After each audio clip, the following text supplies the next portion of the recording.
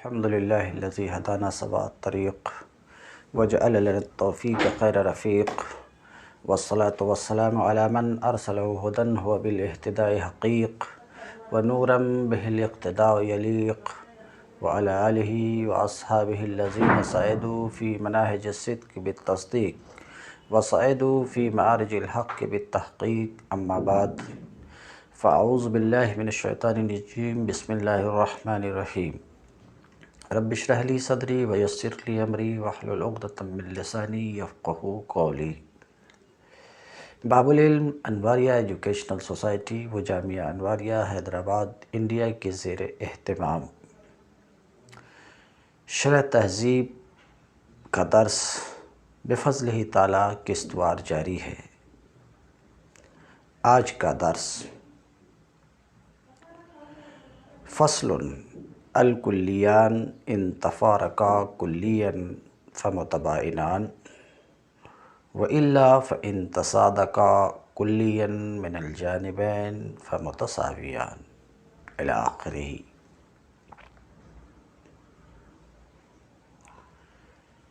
آج کے درس میں جو گفتگو ہونی ہے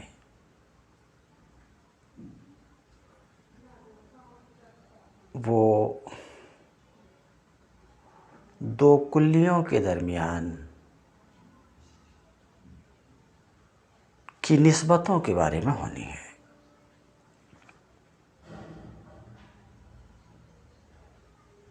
جیسا کہ سبق میں پچھلے سبق میں یہ بات واضح کی گئی کہ مفہوم کی دو قسم ہیں، کلی اور جزئی۔ پھر کلی کی تعریف بتائی گئی۔ اب یہاں مصنف دو کلیوں کے درمیان کی نسبت کے بارے میں گفتگو کرنا چاہ رہے ہیں، مگر بات واضح رہے کہ یہاں جو گفتگو ہونی ہے ان کلیات میں گفتگو ہونی ہے۔ جیسا کہ اس سے پہلے آپ دیکھ چکے ہیں کہ کچھ کلی ایسی بھی ہیں جس کے افراد ہی نہیں ہیں، ابھی تو ایک آدھ ہے۔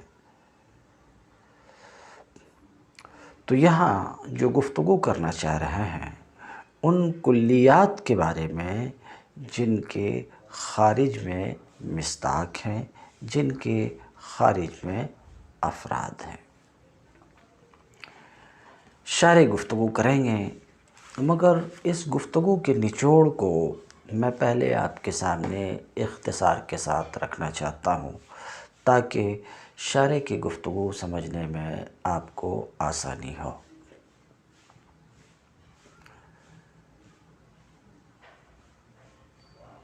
دیکھیے، کسی بھی دو کلی کو جب آپ لیں گے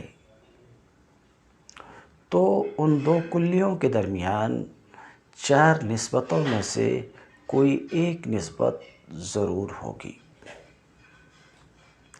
چار نسبتیں تساوی، تباین، عموم خصوص مطلق، عموم خصوص من وجہ۔ جن دو چیزوں کے درمیان تساوی کی نسبت ہو ان کو متساویان بولیں گے۔ جن دو چیزوں کے درمیان تباین کی نسبت ہو ان کو متباینان بولیں گے۔ جن دو چیزوں کے درمیان عموم خصوص مطلق کی نسبت ہو ان کو عام خاص مطلق بولیں گے، اور جن دو چیزوں کے درمیان عموم خصوص من وجہ کی نسبت ہو ان کو عام خاص من وجہ بولیں گے۔ تو کسی بھی دو کلی کو جب آپ لیں گے تو ان دو کلیوں کے درمیان ان چار نسبتوں میں سے کسی ایک نسبت کا ہونا ضروری ہے۔ ہمارا جو یہ دعویٰ ہے کہ کسی ایک نسبت کا پایا جانا ضروری ہے، اس کو دلیل سے ہم بعد میں ثابت کریں گے، مگر یہ بات ثابت ہے کہ کسی بھی دو کلی کے درمیان چار نسبتوں میں سے کوئی ایک نسبت ضرور ہوگی۔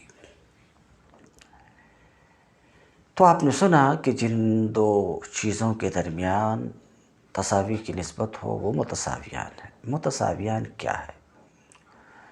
دو ایسی کلیاں کہ دو کلی میں سے ہر ایک کلی دوسری کلی کے ہر فرد پر صادق ہے، یعنی جس پر ایک کلی صادق، ہر وہ چیز جس پر ایک کلی صادق آئے اس پر دوسری کلی بھی صادق آئے، اور جس پر دوسری کلی، ہر وہ چیز جس پر دوسری کلی صادق آئے اس پر پہلی کلی بھی صادق آئے۔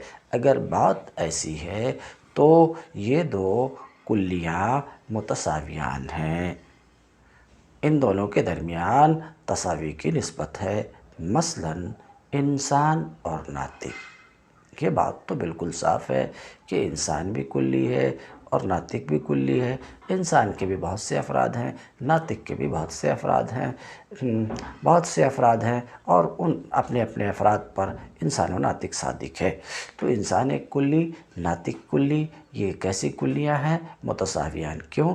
انسان ناطق کے ہر ایک فرد پر صادق اور ناطق انسان کے ہر ایک فرد پر صادق، یعنی ہر وہ فرد جس پر انسان صادق ہے اس پر ناطق صادق ہے، اور ہر وہ فرد جس پر ناطق صادق ہے اس پر انسان صادق ہے۔ تو یہ بولا جانا صحیح ہے کل انسان ناطق، اور یہ بولا جانا صحیح ہے کل ناطق انسان۔ کل انسان ناطق، ہر وہ فرد جس پر انسان صادق ہے اس پر ناطق صادق ہے۔ کل ناطق انسان، یعنی ہر وہ فرد جس پر ناطق صادق ہے اس پر انسان صادق ہے۔ یہ متساویان ہیں۔ اسی سے آپ سمجھ گئے ہوں گے کہ متساویین کا معال اور مرجع دو موجبہ کلیہ ہے، دو موجبہ کلیہ ہے۔ مثلاً انسان اور ناطق متساویان ہیں تو اب اس کا ماحصل دو موجبہ کلیہ، یعنی کل انسان ناطق ایک موجبہ کلیہ و کل ناطق انسان دوسرا موجبہ کلیہ۔ تو آپ نے متساویان کی تعریف مثال کے ساتھ سنا۔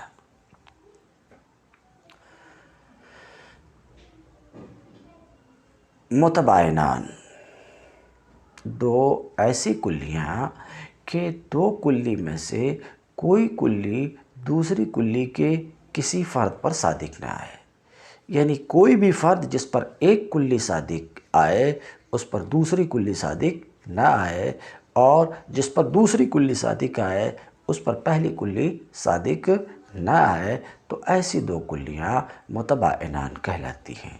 جیسے انسان اور حجر متباینان ہیں، ان دونوں کے درمیان، انسان و حجر کے درمیان تباین کلی کی نسبت ہے، یعنی انسان حجر کے کسی فرد پر صادق نہیں اور حجر انسان کے کسی فرد پر صادق نہیں، بلفظ دیگر کوئی انسان حجر نہیں اور کوئی حجر انسان نہیں۔ لا شیء من الانسان بحجر ولا شیء من الحجر بانسان، یہ متباینان ہیں۔ تو اسی سے آپ کو سمجھ میں آیا ہوگا کہ متباینان کا ماحصل، مرجع اور معال دو سالبہ کلیہ ہے۔ انسان و حجر متباینان ہیں، انسان و حجر ان دونوں کے درمیان تباین کلی کی نسبت ہے۔ اس کا ماحصل کیا نکلتا ہے، اس کا مرجع کیا ہے، اس کا انجام کیا ہے؟ دو سالبہ کلیہ، یعنی لا شیء من الانسان بحجر ایک سالبہ کلیہ ہوا، لا شیء من الحجر بانسان دوسرا سالبہ کلیہ ہوا۔ یہ متباینان کا مرجع اور معال ہے۔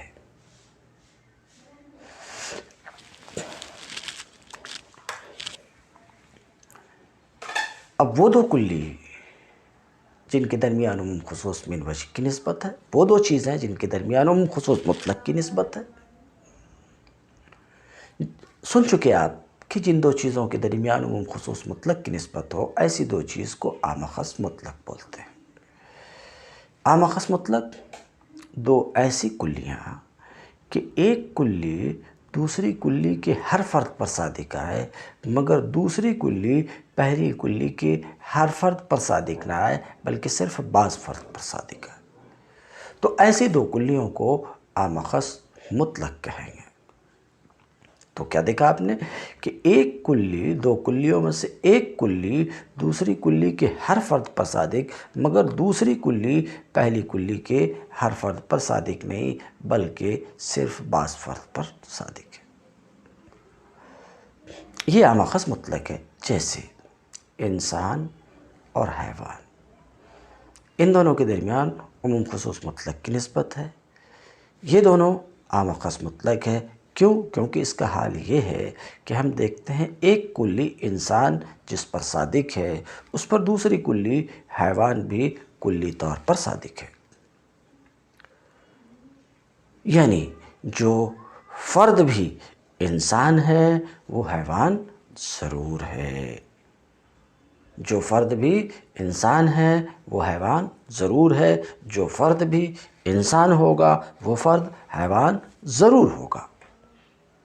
تو یہ بولا جانا صحیح ہے، کلو انسان حیوان، ہر وہ فرد جس پر انسان صادق ہے اس پر حیوان صادق ہے۔ مگر جس پر دوسری کلی صادقہ ہے، یعنی ہر وہ فرد جس پر دوسری کلی صادقہ ہے اس پر پہلی کلی کا صادقانہ ضروری نہ ہو۔ جیسے کہ حیوان جس فرد پر، ہر وہ فرد جس پر حیوان صادق ہے اس پر انسان کا صادقانہ ضروری نہیں۔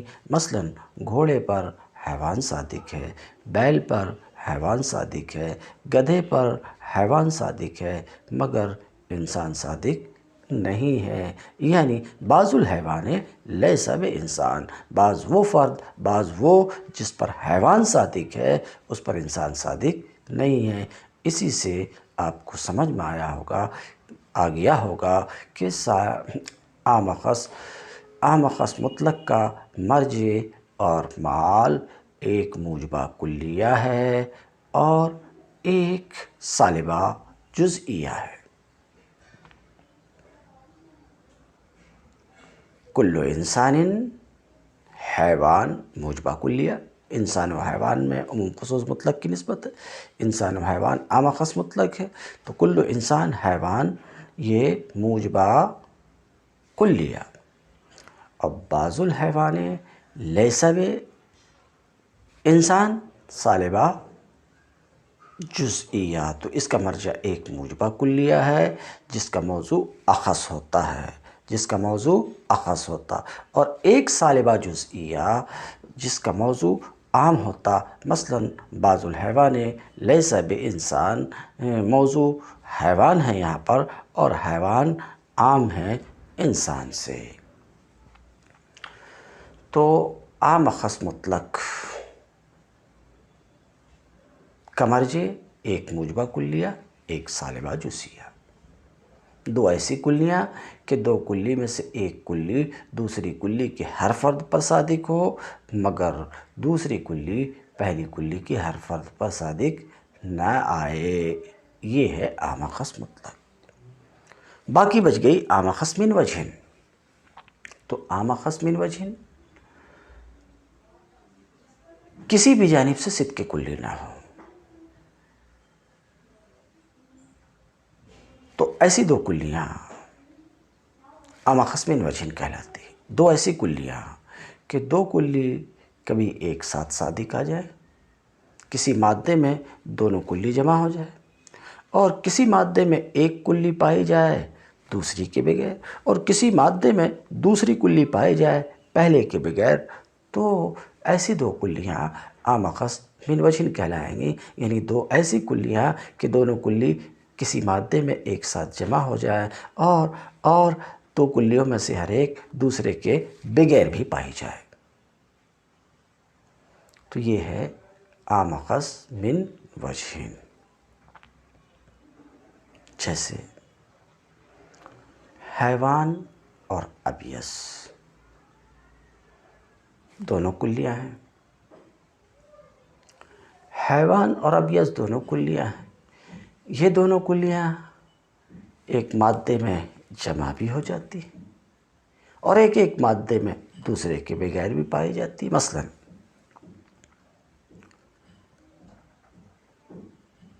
بگلا جسے ہم کہتے ہیں، یا اس کی جگہ سفید بطخ، اس مادے میں دونوں جمع ہیں، حیوان بھی ابیض بھی، کہ سفید بطخ ابیض، اس کے اوپر ابیض صادق ہے، اسی طریقے سے اس کے اوپر حیوان بھی صادق ہے۔ تو سفید بطخ میں دونوں کلیاں جمع ہو گئی۔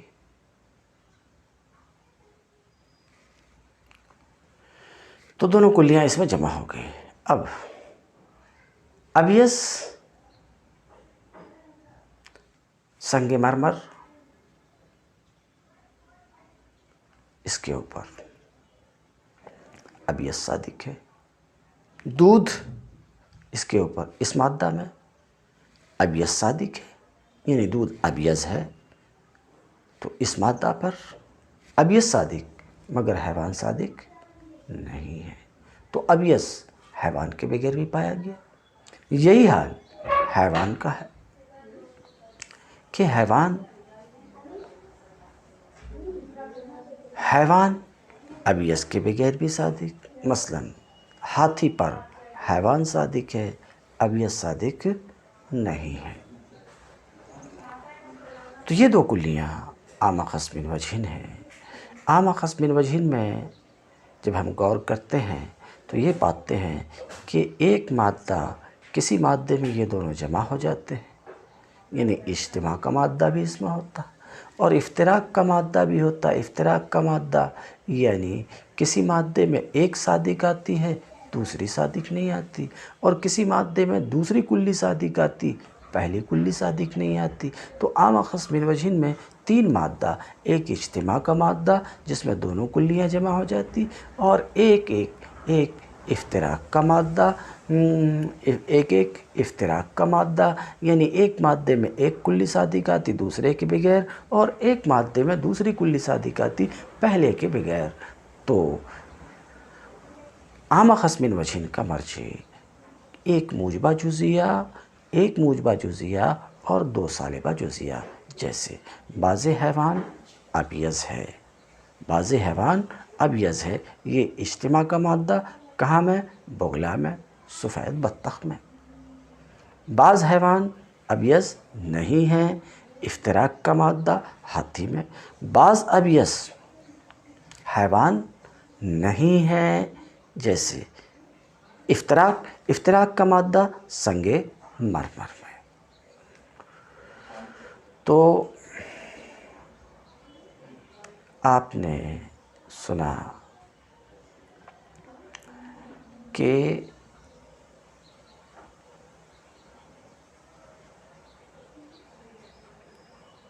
تساوی، تباین، عموم خصوص مطلق، عموم خصوص من وجہن، یہ نسبتیں، اور یہ نسبتیں جن میں ہوں ان کا نام متساویان، متباینان، عام اخص مطلق، عام اخص من وجہن ہے۔ ہر ایک کی تعریف آپ نے سنا۔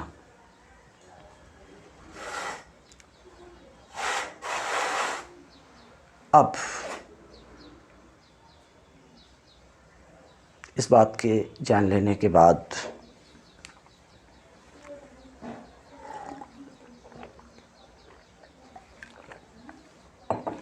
کہ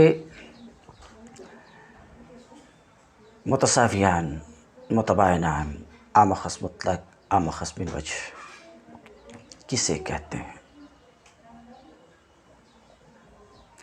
اس بات کو بھی آپ سر دست اگر جان لیں تو بہتر ہے۔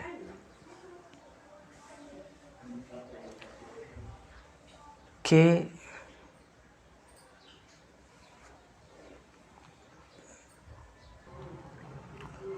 تو آپ نے سماعت فرمایا کہ دو کلیوں کے درمیان چار نسبتوں میں سے کوئی ایک نسبت ضرور ہوگی، ان کے نام بھی سنا، تعریف بھی سماعت فرمایا۔ اب آگے اس بات کو بھی سمجھ لیجئے کہ جن دو کلیوں کے درمیان تساوی کی نسبت ہے، یعنی جو دو کلیاں متساویان ہیں، ان کی نقیضین کیسی ہوں گی؟ ان کی نقیضین کے درمیان کون سی نسبت ہوگی؟ نقیض الشیء رفع الشیء۔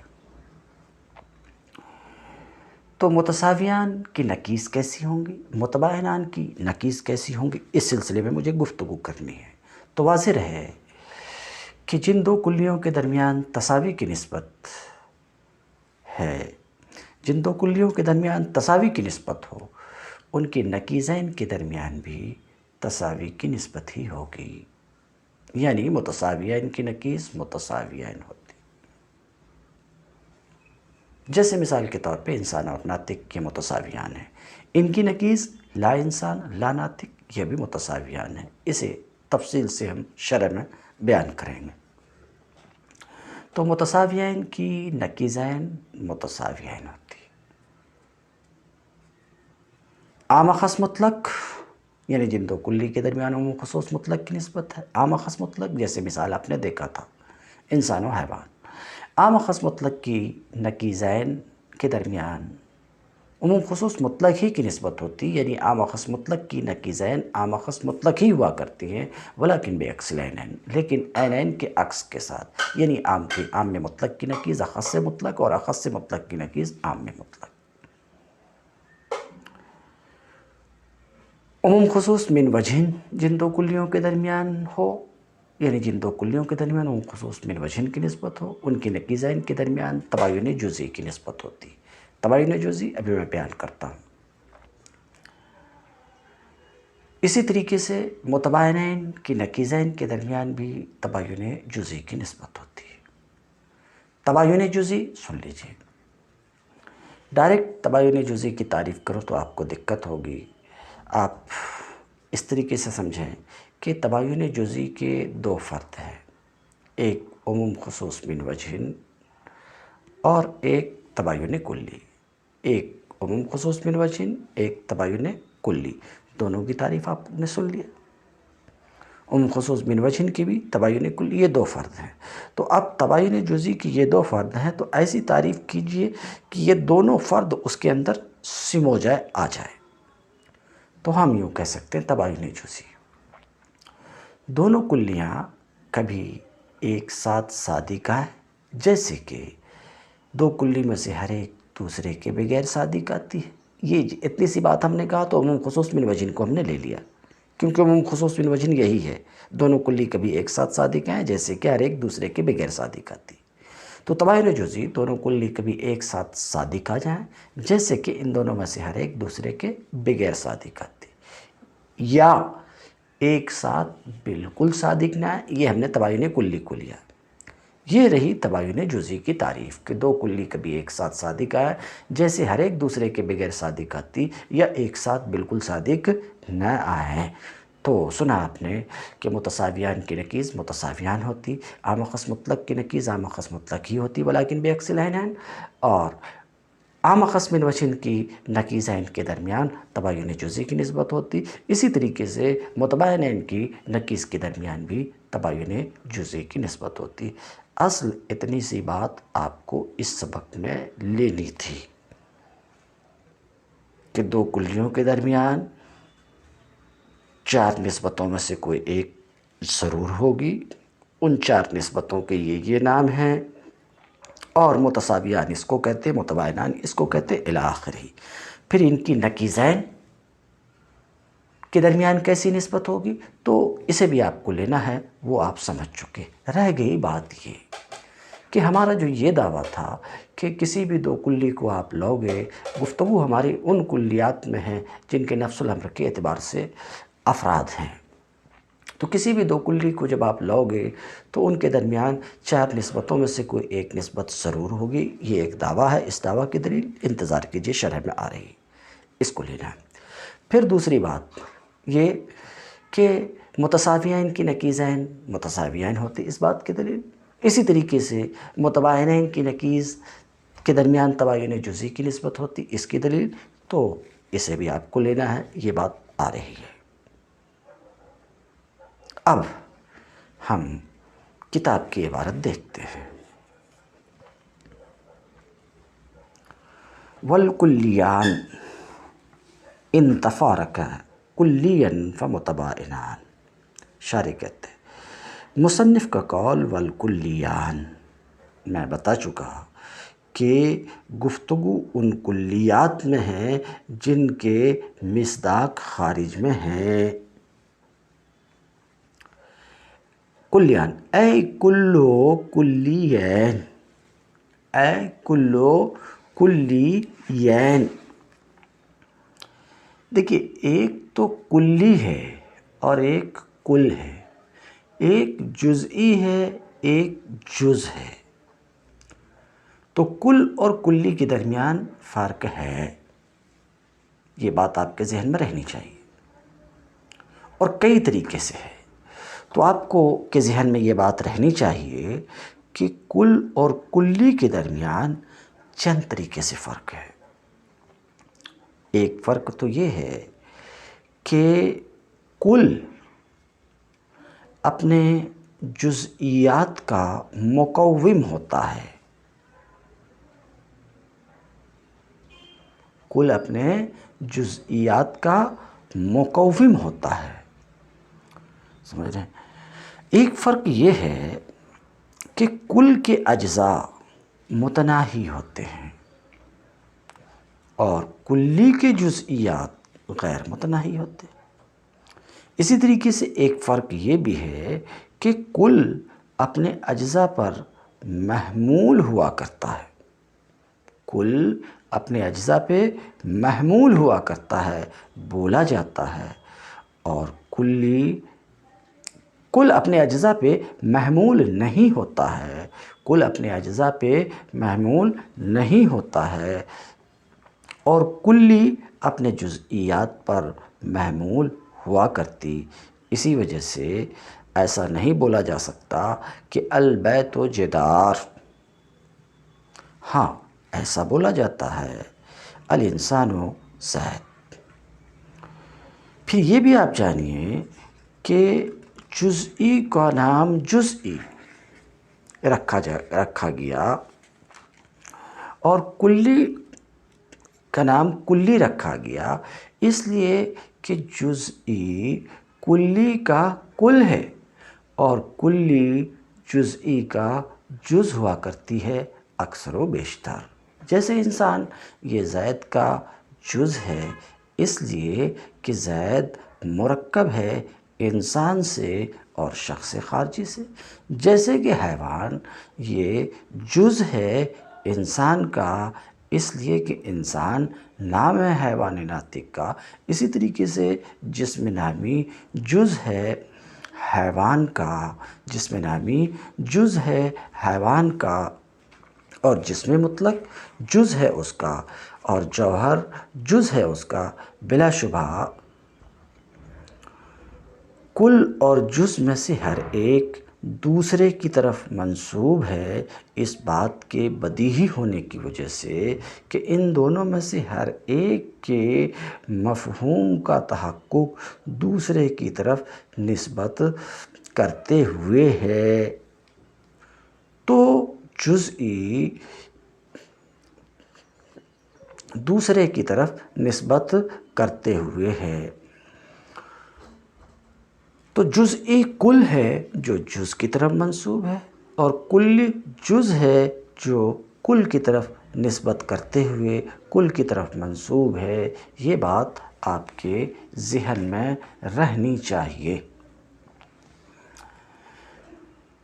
والکلیان اے کل کلیین لا بد من ان یتحقق بینہما احدی النصب الاربع. شاعر کہتے ہیں کسی بھی دو کلی کو آپ لو تو ان دو کلی کے درمیان چار نسبتوں میں سے کسی ایک کا تحقق ضروری ہے. چار نسبتیں کیا ہے؟ تباین کلی، تساوی، عموم خصوص مطلق، عموم خصوص من وجہ. تو سنا آپ نے شاعر کیا کہتے ہیں، کسی بھی دو کلی کو آپ لوگے تو ان دو کلی کے درمیان چار نسبتوں میں سے کوئی ایک نسبت ضرور متحقق ہوگی، جس کو تفصیل سے میں بیان کر چکا. اس بات کی دلیل یہ بات ثابت ہے کہ دو کلیوں کے درمیان چار نسبتوں میں سے کوئی ایک نسبت ضرور ہوگی. کیوں؟ دلیل لِأَنَّهُمَا إِمَّا لَا يَصْدُقُ شَيْءٌ مِّنْهُمَا عَلَى شَيْءٍ مِّنْ أَفْرَادِ الْآخَرِ. یہ بات ثابت ہے اس لیے کہ دو کلی میں سے کوئی بھی کلی یا تو دوسری کلی کے کسی فرد پر صادق نہیں آئے گی. دو کلی میں سے کوئی بھی کلی دوسری کلی کے یا تو کسی فرد پر صادق نہیں آئے گی یا یہ کہ صادق آئے گی۔ کسے ثابت کرنے جا رہے ہیں کہ دو کلیوں کے درمیان چار نسبتوں میں سے کسی ایک کا تحقق ضروری ہے۔ یہ بات ثابت ہے اس لیے کہ دو کلی یا تو ایسی ہوگی کہ دو کلی میں سے کوئی کلی دوسری کلی کے کسی فرد پر صادق نہیں آئے گی یا صادق آئے گی۔ فعلی الاول، تو پہلی تقدیر یعنی دو کلی میں سے کوئی کلی دوسری کلی کی کسی فرد پر صادق نہ آنے کی تقدیر پر، فہما متباینان، تو وہ کیا ہیں؟ وہ دونوں کلیاں متباینان ہیں۔ کون سی دو کلی؟ کہ دو کلی میں سے کوئی کلی دوسری کلی کے کسی فرد پر صادق نہ آئے، جیسے کہ انسان و حجر۔ وعلی الثانی، دوسری تقدیر پر، دوسری تقدیر کیا تھی؟ یا تو صادق آئے گی یا تو صادق آئے گی۔ دوسری تقدیر پر فَإِمَّا أَن لَا يَكُونَ بَيْنَهُمَا صِدْقٌ كُلِّ من جانب اصلا او یکون، دوسری تقدیر پر یا تو ان دونوں کے درمیان یعنی دونوں کلیوں کے درمیان کسی بھی جانب سے بالکل صدق کلی نہیں ہوگی۔ دو کلیاں ایک ساتھ صادق آئیں گے تو یا تو حال یہ ہوگا کہ دونوں کلی کے درمیان کسی بھی جانب سے بالکل صدق کلی نہیں ہوگی یا یہ کہ صدق کلی ہو، کلی طور پر صادق آئے گی۔ فعلی الاول، پہلی تقدیر پہ آمخص من وجہن ہے، صدق تو ہے، دو کلیاں ایک ساتھ صادق تو ہیں مگر کسی بھی جانب سے صدق کلی نہیں ہے، کسی بھی جانب سے صدق کلی نہیں ہے، یعنی دو کلی میں سے کوئی کلی دوسری کلی کے ہر فرد پر صادق نہیں ہے۔ کسی بھی جانب سے صدق کلی نہ ہو تو وہ آمخص من وجہن ہے، جیسے کہ حیوان اور ابیض، یہ دو کلیاں آمخص من وجہن ہیں کیونکہ کسی بھی جانب سے صدق کلی نہیں ہے، حالانکہ ایک دوسرے کے اوپر صادق آتی ہیں، اس کو میں بیان کر چکا۔ وعلی الثانی، دوسری تقدیر پر اگر صدق کلی ہے، سمجھ رہے ہیں، تو یا تو صدق کلی دونوں طرف سے ہوگی، دونوں جانب سے ہوگی، یا صرف ایک جانب سے ہوگی۔ پہلی تقدیر پر متساویان ہیں، یعنی جانبین سے صدق کلی ہو تو متساویان ہیں، جیسے کہ انسان اور ناطق، انسان ناطق کے ہر فرد پر صادق اور ناطق انسان کے ہر فرد پر صادق ہے تو جانبین سے صدق کلی ہے۔ وعلی الثانی، دوسری تقدیر پر صرف ایک جانب سے صدق کلی ہو تو وہ آمخص مطلق ہے، جیسے کہ حیوان اور انسان صرف ایک طرف سے صدق کلی ہے، صرف ایک طرف سے صدق کلی ہے، دوسری طرف سے صدق کلی نہیں ہے۔ جانب حیوان سے صدق کلی ہے، یعنی جس پر انسان صادق اس پر حیوان ضرور صادق، مگر جس پر حیوان صادق اس پر انسان کا صادق آنا ضروری نہیں ہے۔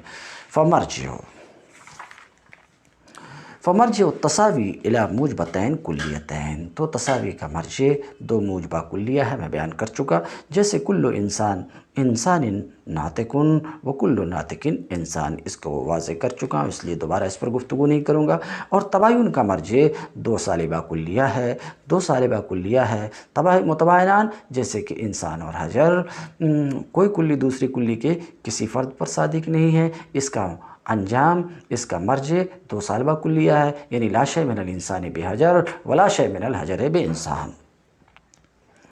اور عموم خصوص مطلق کا مرجع ایک موجبہ کلیہ ہے، وہ موجبہ کلیہ ہے جس کا موضوع اخص اور محمول عام ہوتا، جیسے کل انسان حیوان، انسان اور حیوان میں عموم خصوص مطلق کی نسبت ہے، عموم خصوص مطلق کی نسبت ہے، اس کا مرجع کیا ہے؟ ایک موجبہ کلیہ، جیسے کل انسان حیوان، یہ موجبہ کلیہ ہے، اس موجبہ کلیہ کا موضوع اخص، انسان اخص ہے اور حیوان جو محمول ہے وہ عام ہے، اس کا موضوع اخص ہے اور محمول عام ہے، تو اس کا مرجع ایک موجبہ کلیہ ہے اور ایک سالبہ جزئیہ ہے، جیسے بعض الحیوان لیس بانسان، ایک سالبہ جزئیہ ہے جس کا موضوع عام ہے، بعض الحیوان لیس بانسان میں کا موضوع حیوان ہے اور حیوان یہ عام ہے، انسان محمول ہے اور یہ خاص ہے، تو کہتے ہیں سالبہ جزئیہ ہے جس کا موضوع عام ہے اور محمول اخص ہے، جیسے کل انسان حیوان، بعض الحیوان لیس بانسان، واضح کر چکا۔ وہ مرجع العموم والخصوص من وجہن، اور عموم خصوص من وجہن کا مرجع کیا ہے؟ ایک موجبہ جزئیہ ہے اور دو سالبہ جزئیہ ہے، جیسے بعض الحیوان ابیض، حیوان اور ابیض میں عموم خصوص من وجہن کی نسبت ہے۔ عموم خصوص من وجہن کے بارے میں بتایا کہ اس میں ایک مادہ اجتماع کا ہوتا، دو مادہ افتراق کا ہوتا ہے۔ اس کی تعبیر کیا کہ اس کا مرجع ایک موجبہ جزئیہ ہے اور دو سالبہ جزئیہ ہے۔ موجبہ جزئیہ جیسے بعض الحیوان ابیض سفید بطخ، اور دو سالبہ جزئیہ میں سے ایک بعض الحیوان لیس بی ابیض، بعض حیوان ابیض نہیں ہے جیسے ہاتھی۔ اسی طریقے سے بعض ابیض حیوان نہیں ہے جیسے سنگ مرمر۔ قولہ ونکیزاہما کذالک، اور ان کی نکیزین، کن کی؟ متساویین، متساویین کی نکیزین ایسی ہی ہیں، یعنی متساویین کی نکیزین متساویان ہی ہیں، یعنی متساویین کی نکیزین بھی متساویان ہیں۔ تو سن لیا آپ نے، جن دو کلیوں کے درمیان تساوی کی نسبت ہوگی ان کی نکیزین کے درمیان بھی تساوی کی نسبت ہوگی۔ جو دو کلیاں متساویان ہیں ان کی نکیزین بھی متساویان ہی ہوں گی۔ متساویان ہوں گی کا مطلب آپ سن چکے، یعنی جس پر احد النکیزین صادق آئے گی اس پر نکیز آخر بھی صادق آئے گی، ایک بات۔ دوسری بات، جس پر نکیز آخر صادق آئے گی اس پر نکیز اول بھی صادق ہوگی، تب نکیزین کے درمیان تساوی کی نسبت ہوگی، تب نکیزان متساویان ہوں گی۔ اور ایسا ہی ہے کہ متساویان کی نکیزین بھی متساویان ہی ہوا کرتی ہیں۔ اے کل ما صدق علیہ احد النکیزین، یعنی جس پر احد النکیزین صادق آئے گی، جس پر احد النکیزین صادق آئے گی اس پر نکیز آخر بھی صادق آئے گی۔ کیوں؟ اذ لو صدق احدہما، جس پر ایک کی نکیز، بات سمجھ چکے، جس پر ایک کی نکیز صادق آئے گی اس پر دوسرے کی نکیز صادق آئے گی، ایک دعویٰ۔ جس پر دوسرے کی نکیز صادق آئے گی اس پر پہلے کی نکیز صادق آئے گی، پہلی بات دعوے اول۔ جس پر احد النکیزین صادق آئے گی اس پر نکیز آخر صادق آئے گی، کہتے ہیں یہ بات ثابت ہے۔ اذ لو صدق احدہما، اس لیے کہ احد النکیزین میں سے ایک اگر نکیز آخر کے بغیر صادق آئے، اس لیے کہ احد النکیزین اگر نکیز آخر کے بغیر صادق آئے گی تو ظاہر سی بات ہے لصدق معین الآخر، دو میں سے ایک کی نکیز اگر دوسرے کی نکیز کے ساتھ صادق نہیں آئے گی تو دوسرے کے عین کے ساتھ تو ضرور صادق آئے گی، ورنہ ارتفاع نکیزین لازم آئے گا۔ تو ہمارا دعویٰ یہ کہ جس پر ایک کی نکیز صادق آئے گی اس پر دوسرے کی نکیز صادق، کیوں؟ اس لیے کہ ایک کی نکیز اگر دوسرے کے نکیز کے ساتھ صادق نہیں آئے گی تو دوسرے کی نکیز کے بغیر صادق آئے گی، کیوں؟ ورنہ کیا لازم آئے گا؟ ارتفاع نکیزین۔ تو ایک کی نکیز دوسرے کی نکیز کے ساتھ صادق نہیں آئے گی تو دوسرے کے عین کے ساتھ صادق آئے گی، ٹھیک ہے؟ اور جب دوسرے کے عین کے ساتھ وہ نکیز صادق آئے گی تو اب یہ عین آخر عین اول کے بغیر صادق آئے گا، ورنہ لازم آئے گا اجتماع نکیزین، یہ بھی محال ہے۔ تو یہ بات ثابت ہوئی کہ جس پر ایک کی نکیز صادق آئے گی اس پر دوسرے کی نکیز بھی صادق آئے گی۔ اذ لو صدق احدہما بدون الآخر، اس لیے کہ اگر احد النکیزین دوسرے کے بغیر صادق آئے گی تو وہ دوسرے کے عین کے ساتھ ضرور صادق آئے گی، کیوں؟ ارتفاع نکیزین کے محال ہونے کی وجہ سے، ضرورت استحالت ارتفاع نکیزین، ارتفاع نکیزین کی استحالہ کے بدیہی ہونے کی وجہ سے۔ تو اب جب ایسا ہوگا کہ احد النکیزین دوسرے کے عین کے ساتھ صادق آئے گی فیصدق عین الآخر، تو پھر عین آخر عین اول کے بغیر صادق آئے گا، کیوں عین اول کے بغیر؟ کیونکہ عین آخر جب اس کی نکیز کے ساتھ عین اول کی نکیز کے ساتھ صادق ہے تو عین اول کے ساتھ صادق نہیں آ سکتا، ورنہ اجتماع نکیزین لازم آئے گا، اور یہ بھی محال ہے۔ وَحَذَا يَرْفَعُ التَّسَاوِي، اور عین آخر کا عین اول کے بغیر صادق آنا تو عینین کے درمیان سے تساوی ہی کو ختم کر دیتا ہے، تساوی کو، حالانکہ آپ مان چکے ہیں کہ عینین کے درمیان تساوی ہے، تو آپ کو ماننا پڑے گا کہ جس پر عہد النقیزین صادق آئے گی اس پر نقیز آخر بھی صادق آئے گی۔ مثال کے طور پہ اگر لا انسان کسی چیز پر صادق آئے اور اس پر لا ناطق صادق نہیں آئے گی تو اس پر ناطق تو صادق آئے گا ہی، فیصدق علیہ الناطق، تو اس پر ناطق صادق آئے گا۔ یہاں انسان تو اس پر کیا صادق آئے گا؟ ناطق صادق آئے گا، تو پھر اس پر ناطق انسان کے بغیر صادق آئے گا۔ ھذا خلف، یہ خلاف مفروض ہے، کیونکہ آپ نے مانا تھا کہ ناطق انسان کے بغیر صادق نہیں آ سکتا۔ وَنَقِیزَہُمَا بِالْعَکْس، یعنی عام خاص مطلق کی نقیز عام خاص مطلق ہی ہوتی، لیکن عینین کے عکس کے ساتھ۔ عینین کے عکس کے ساتھ کا مطلب یہ ہے کہ عام کی نقیز اخص ہوتی ہے اور اخص کی نقیز عام ہوتی ہے، یعنی جس پر عام کی نقیز صادق آئے گی اس پر نقیز اخص بھی صادق آئے گی۔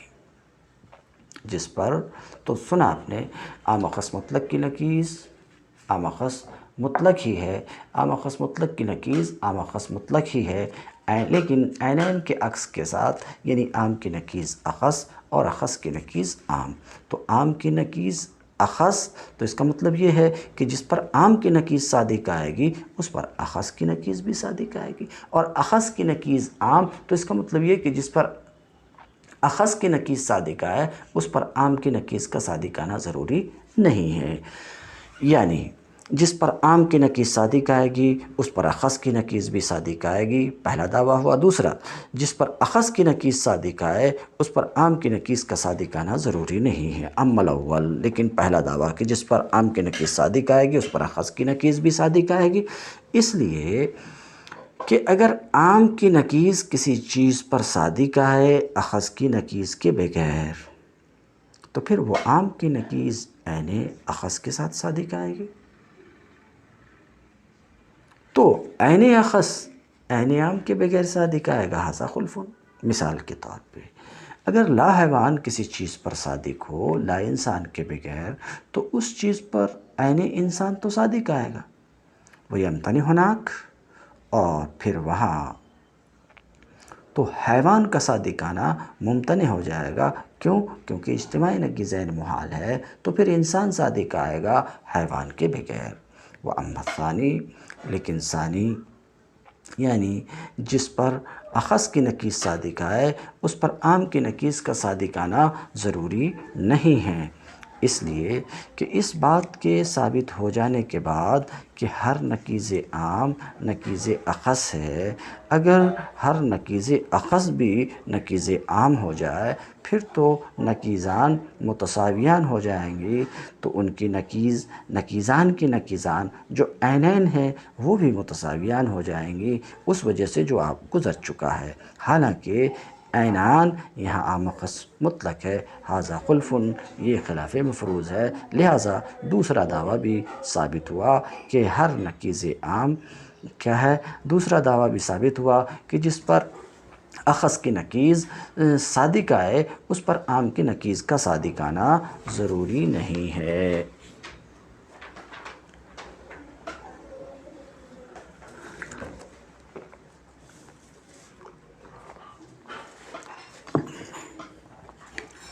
قولہ وَإِلَّا فَمِنْ وَجْهٍ،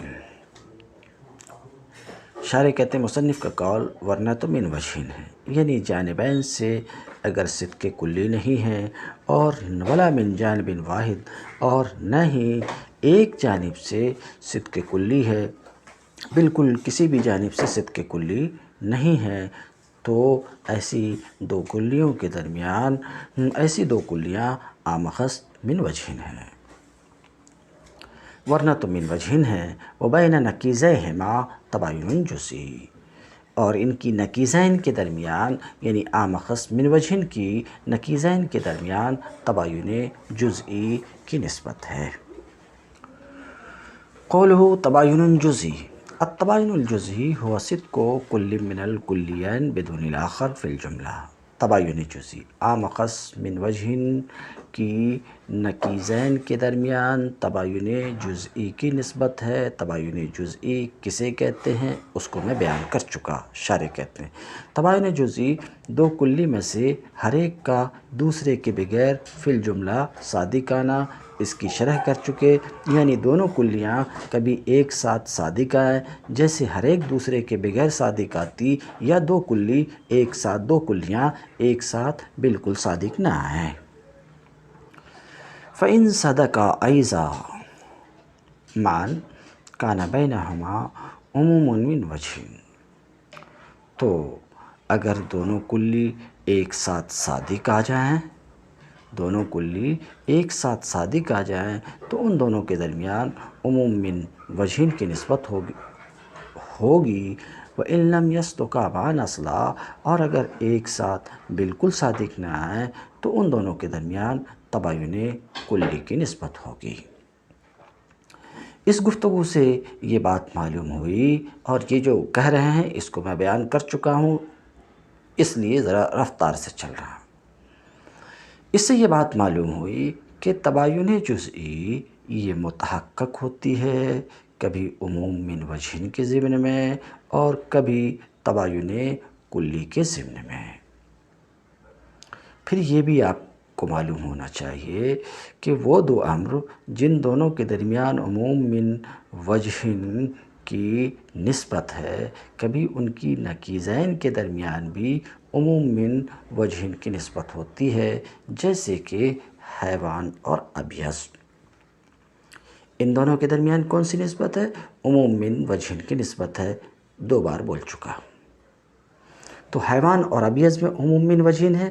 اب ان کی نقیض ہم لاتے ہیں تو حیوان کی نقیض لا حیوان، ابیض کی نقیض لا ابیض۔ تو حیوان و ابیض کی نقیض کیا ہے؟ لا حیوان لا ابیض کہتے ہیں۔ ان کی نقیضین یعنی حیوان و ابیض کی نقیضین جو لا حیوان لا ابیض ہیں، ان کے درمیان بھی عموم من وجہن کی نسبت ہے۔ تو آپ نے دیکھا کہ کبھی ایسا بھی ہوگا کہ جن دو کلیوں کے درمیان عموم خصوص من وجہن کی نسبت ہوگی، ان کی نقیضین کے درمیان بھی عموم خصوص من وجہن کی نسبت ہوگی۔ مثال کے طور پہ حیوان اور ابیض کے درمیان عموم خصوص من وجہن کی نسبت ہے، ان کی نقیضین لا حیوان لا ابیض کے درمیان بھی عموم خصوص من وجہن کی نسبت ہے۔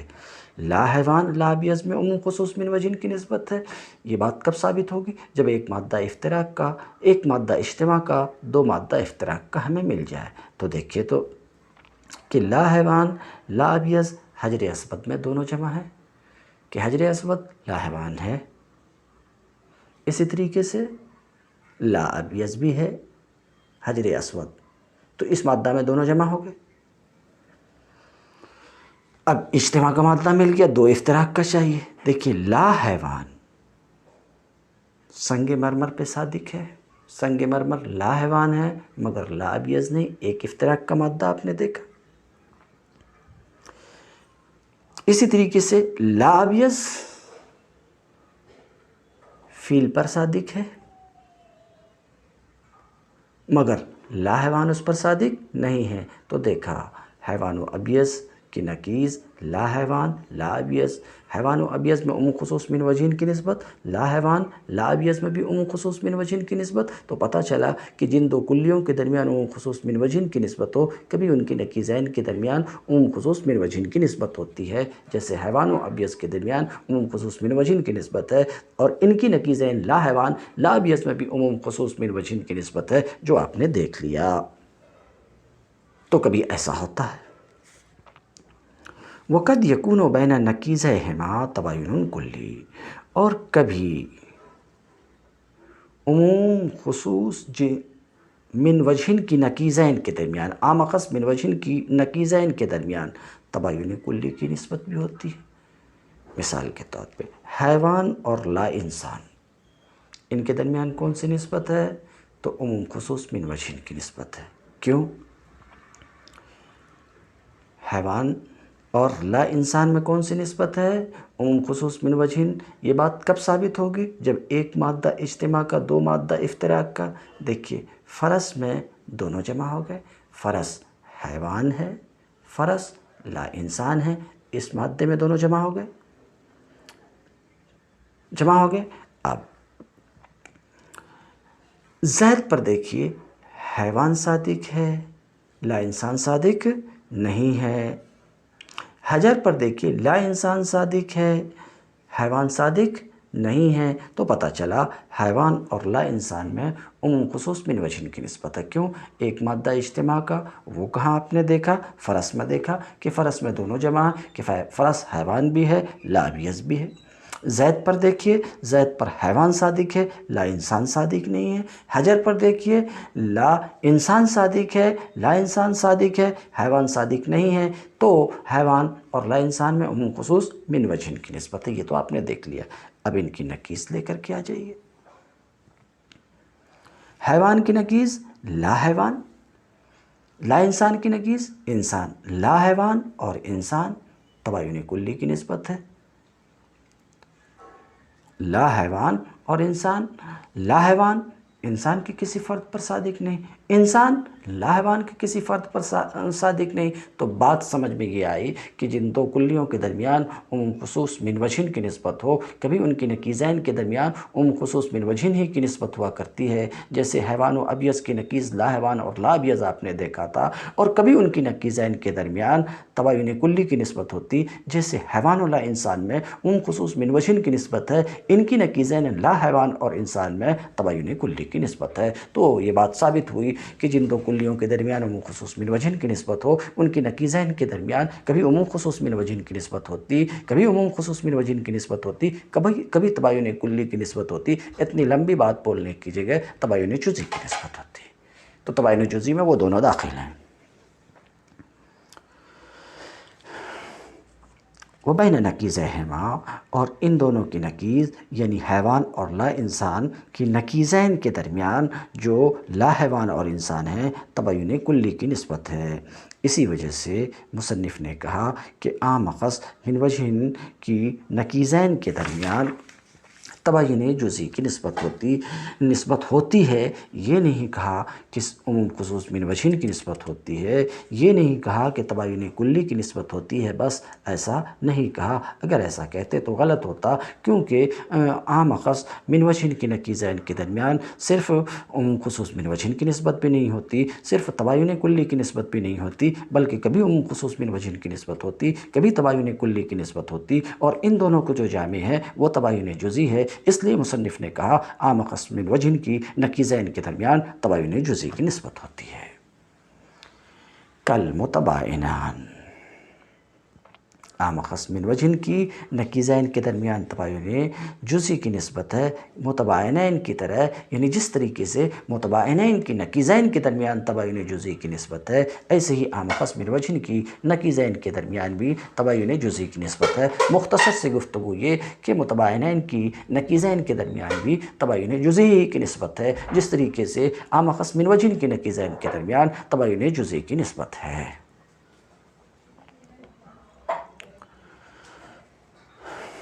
کما ان بین نکیزی العام والاخص من وجہن مباینۃ جزئیہ، یعنی کاف حرف تشبیہ ہے، اس کی توضیح کر رہے ہیں، یعنی جس طریقے سے عام اخص من وجہن کی نکیزین کے درمیان تباین جزئی کی نسبت ہے، اسی طریقے سے متباینین کی نکیزین کے درمیان بھی تباین جزئی کی نسبت ہے۔ کیونکہ جب عینین میں سے ہر ایک دوسرے کی نکیز کے ساتھ صادق آئے گا، تو نکیزین میں سے ہر ایک بھی دوسرے کے عین کے ساتھ صادق آئے گی، تو نکیزین میں سے ہر ایک دوسرے کے بغیر فی الجملہ صادق آئے گا، یہی تباین جزئی ہے۔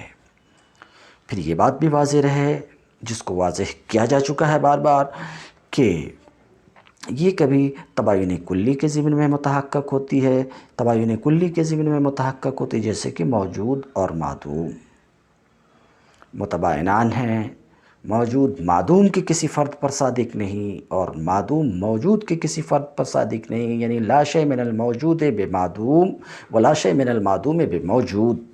تو موجود اور معدوم متباینان ہیں، ان کی نقیض لا موجود لا معدوم یہ بھی متباینان ہیں، ان کے درمیان بھی تباین کلی کی نسبت ہے۔ لا موجود لا معدوم کے کسی فرد پر صادق نہیں، اور لا معدوم لا موجود کے کسی فرد پر صادق نہیں، کیونکہ ان کی نقیضین جو لا موجود لا معدوم ہیں ان کے درمیان بھی تباین کلی کی نسبت ہے۔ وقد يتحقق في ضمن العموم من وجہ، اور یہ متباینان کی نقیضین کبھی عموم من وجہ کے ضمن میں متحقق ہوتی ہے، جیسے کہ انسان اور حجر ان دونوں کے درمیان تباین کلی کی نسبت ہے۔ کوئی انسان حجر نہیں، کوئی حجر انسان نہیں، مگر جب ان کی ہم نقیض لائیں گے تو لا انسان اور لا حجر ہے، ان کی نقیضین لا انسان اور لا حجر ہیں، ان کے درمیان عموم من وجہ کی نسبت ہے۔ لا انسان لا حجر میں کون سی نسبت ہے؟ عموم من وجہ کی نسبت ہے۔ کیسے؟ کیونکہ لا انسان لا حجر دونوں صادق ہے شجر پر، تو شجر لا انسان ہے، شجر لا حجر ہے، سمجھ رہے؟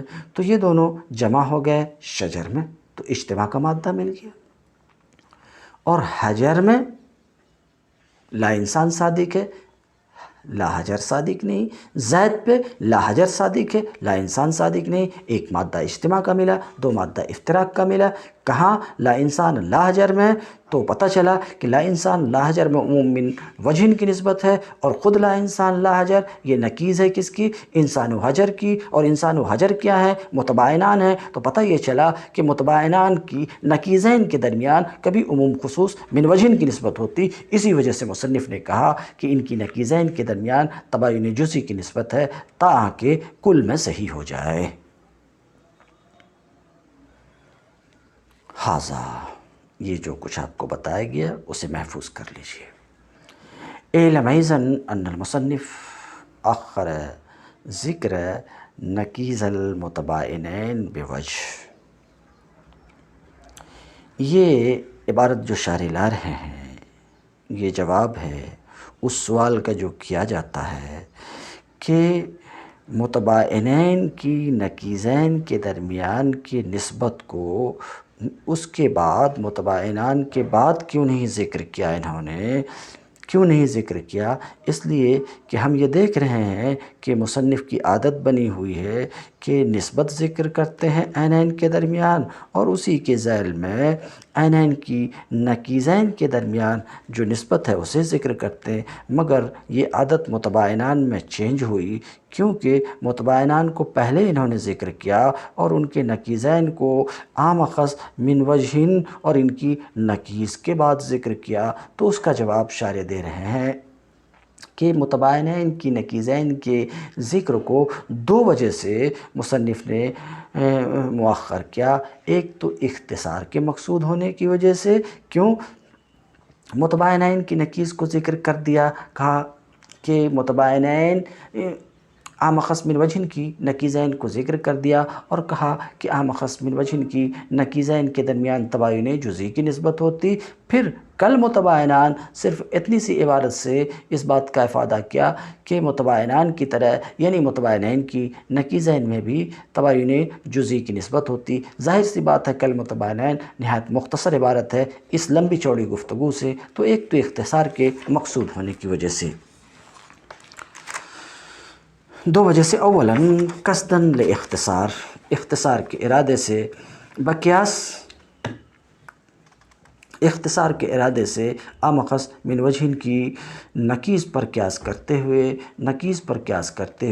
دوسرے یہ کہ دوسرے اس وجہ سے بھی متباینین کی نقیضین کے ذکر کو مؤخر کیا کہ تباین جزئی کا تصور اس اعتبار سے، تباین جزئی کا تصور اس اعتبار سے کہ فردین کی خصوصیت سے وہ مجرد ہے، اپنے فردین کے تصور پر موقوف ہیں جو عموم من وجہ اور تباین کلی ہے، تو فردین کے ذکر سے پہلے تو اس کا ذکر ہو نہیں سکتا ہے، یعنی اس اعتبار سے کہ تباین جزئی عام ہیں اپنے دونوں مخصوص افراد سے، حاصل یہ کہ تباین جزئی کی معرفت اس اعتبار سے کہ وہ عام ہے تباین کلی اور عموم من وجہ سے یہ موقوف ہے ان دونوں کی معرفت پر کن دونوں عموم خصوص من وجہ کی معرفت پر، تباین کلی کی معرفت پر موقوف ہے، یعنی بات پوری واضح نہیں ہو سکتی جب تک کہ ان کی توضیح نہ ہو جائے۔ اس وجہ سے متباینین کی نکیز کے ذکر کو مؤخر کیا۔ اسے شارح کہتے ہیں فقبل ذکر فردہ کلہما، تو اپنے دونوں فرد کے ذکر سے پہلے اس کا ذکر نہیں ہو سکتا تھا، اس وجہ سے متباینین کی نکیزین کے ذکر کو مؤخر کیا۔ تم الدرس اليوم وآخر دعوانا ان الحمد للہ رب العالمین۔